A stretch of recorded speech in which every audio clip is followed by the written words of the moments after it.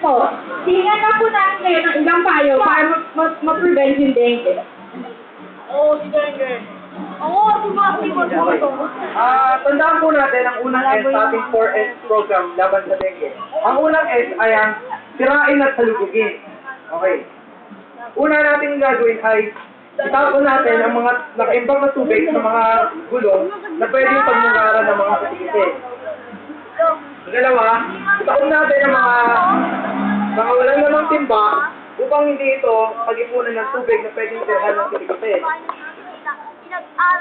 Pangatlo pa lang, takpan natin ang mga drums na may tubig para hindi ito gawing paitlugan ng mga lamok.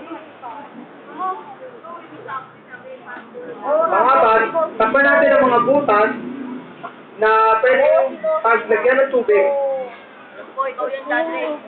At ang huli ay magtapon tayo ng basura na maayos. Ayan, maraming salamat, sir. Ayan, narinig natin ang pahayag ng ating mahal na sekretary. Balik sa'yo, JV and Hannah. Maraming salamat, Mara.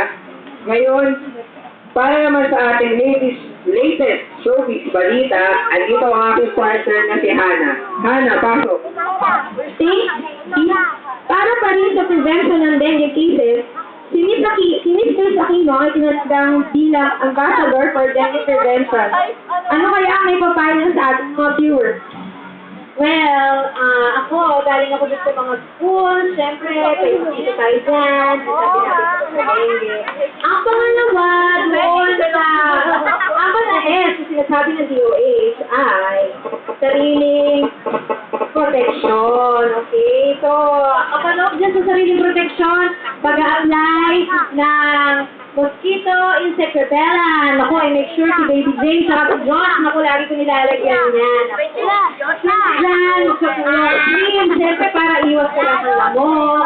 Tapos gamit tayo ng utol, importante yan, kasi namamatay talaga yung mga lamok dyan. Tapos, ang huli sa lahat, pag matutulog tayo, gamit tayo ng tulpo. So, ayun lang, mga kids. Okay, thank you, Miss Chris. Ayan ang latest check update. Balik tayo kay JV. Maraming salamat, Hannah. Ngayon naman, ang ating field reporter na si Ate DJ ay pumapanayam ng isang eksperto na doktor laban sa dengue. Nasa Quirino Medical Center si Ate DJ para sa hingan ng isang pahayag ang isang doktor regarding sa dengue. Ate DJ, pasok.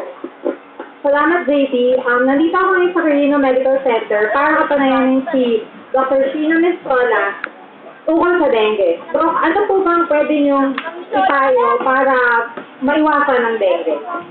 So, ay may papayo ay sa pangatlong S, sa 4S strategy ng DOH ay ang pag-sumangguni tayo sa doktor.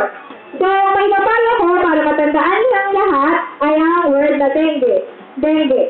Ang una ay ang daily monitoring of patient status o ang pagtingin sa kalagayan ng may sakit. At ang pangalawa, encourage intake of oral fluids, kailangan painumin ang may mga sakit na dengue. At note any dengue warning sign, kung nakikita nyo na may nilalagnat, may rashes, or sumasakit lagi ang ulo, ipakonsulta nyo na kaagad sa mga espesyalista. And then, apat, give paracetamol for fever, yung kilala